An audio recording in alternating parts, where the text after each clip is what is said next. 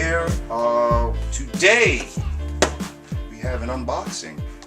This is the it's called a Grip LH KGP-02. It's a Habuka. Basically, it's just a wrist grip for a DSLR camera.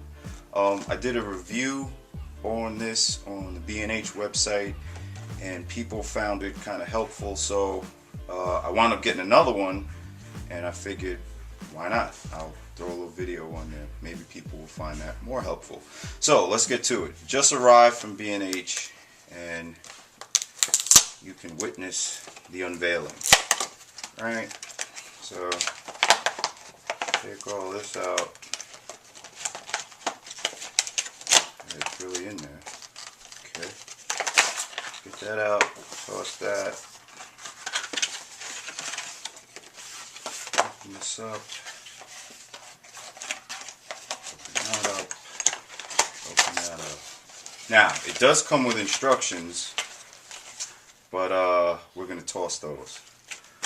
And the reason for that is because when I first got one of these, I was at a little camera store out in LA, and I saw it and picked it up. It was less expensive than the Canon equivalent, and whenever a photographer can save a couple of dollars, it's always a good day. But anyway, I installed this according to the manufacturer's instructions, and everything was great. But one day I was shooting a football game, and my camera and lens fell to the ground because this loosened up and everything just dropped off my hand, and luckily for me it fell in grass, so it was alright. But then I decided that I had to come up with a different way of doing it, and the way I'm going to show you, I know it works. And you're going to say, how do you know? And I say, I know because I did it to that camera, did it to that camera, did it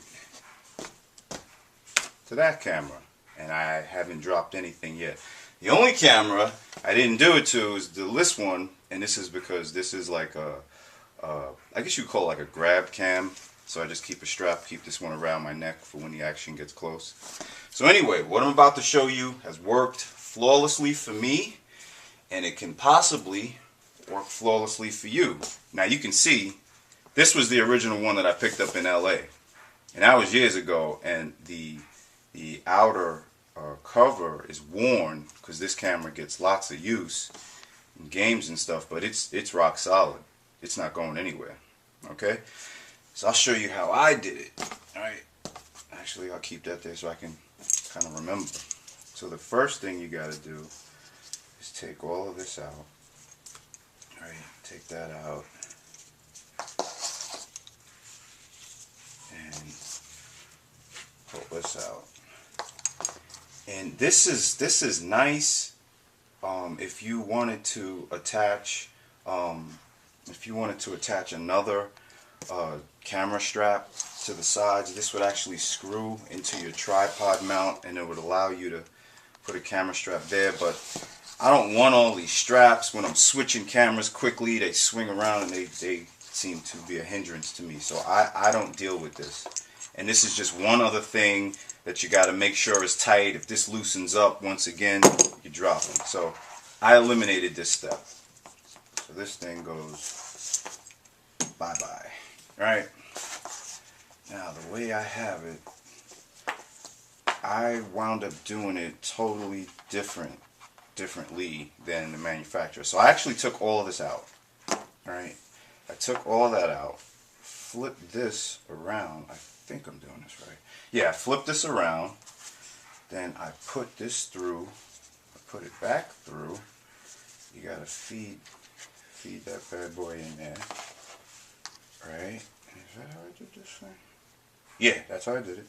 Feed that through there. Then you take the next camera. So we're gonna put this on the one diesel.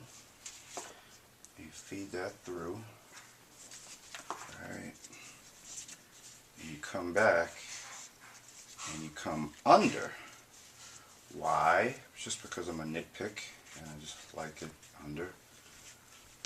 Your mileage may vary. This is the only somewhat tricky part, is feeding this thing back through. When there's two of them, it's a little slightly more complicated than when there's just the one.